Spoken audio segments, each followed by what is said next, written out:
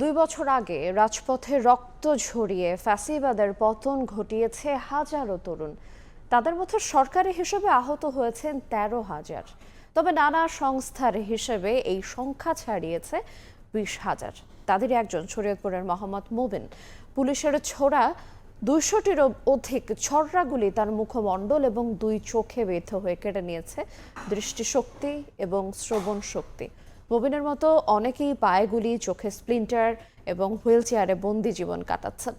সময় পেরিয়েছে, পাল্টেছে সরকার, পাল্টেছে বাস্তবতা। সরকারও ক্যাটাগরি বিবেচনায় দিচ্ছে মাসিক অনুদান।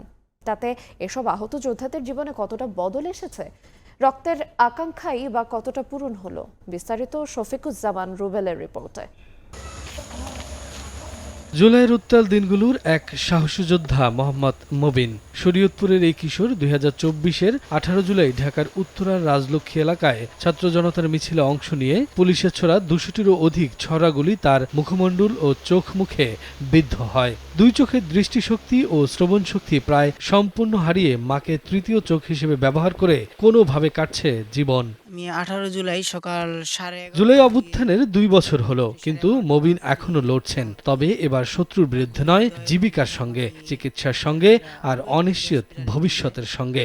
দেখার খুবই ইচ্ছা যে অনেকে আহত হয়েছে, কিন্তু তারা দুনিয়াটা দেখতে পাচ্ছে। এখন বাংলাদেশে কি অবস্থা চলতেছে কিন্তু আমি তো দেখতে পাচ্ছি না, কিন্তু শুনতে পাচ্ছি আর কি। যাত্রাবাড়ির শনির আখড়ার বাসিন্দা জুলাইয়ের আরেক সৈনিক সজীবের জীবনও কাটছে অনিশ্চয়তায়। কয়েক ফুট দূর থেকে পুলিশের ছোড়া গুলি কেড়ে নিয়েছে এক চোখ, অপর চোখেও ঝাপসা দেখেন। মাথায় গুলি থাকায় যন্ত্রণায় মাঝে মধ্যেই নিজের নিয়ন্ত্রণ হারান।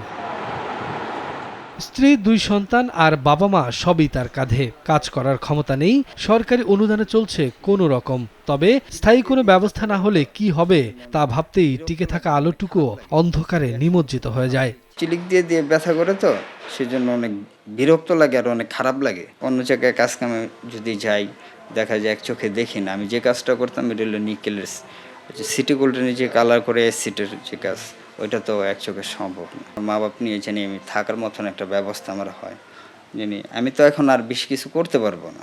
এমন হাজারো গল্প জুলাইয়ের আহতদের। কেউ এক পা হারিয়ে আর কাজে ফিরতে পারেননি, হাত হারিয়ে লেখাপড়ার ইতি ঘটেছে। চিকিৎসা, পুনর্বাসন ও কর্মসংস্থানের প্রত্যাশা এখনো অনেকের অপূর্ণ।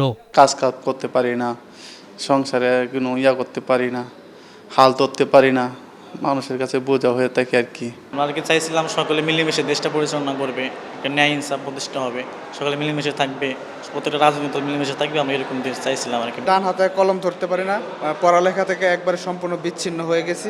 তাদের ত্যাগ যেন কেবল ইতিহাসের পাতায় নয়, রাষ্ট্রের দায়িত্ব সমানভাবে স্থান পায়, সেই প্রত্যাশা জুলাই আহতদের।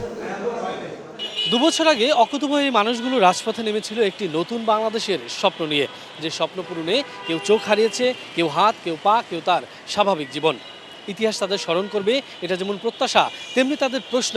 শুধু কি স্মৃতিচারণে মনে রাখা হবে, নাকি জীবনের শেষ নিঃশ্বাস পর্যন্ত নিশ্চিত করা হবে সুচিকিৎসা, পুনর্বাসন, মর্যাদাপূর্ণ জীবন? শফিকুজ্জামান রুবেল, সময় সংবাদ, ঢাকা।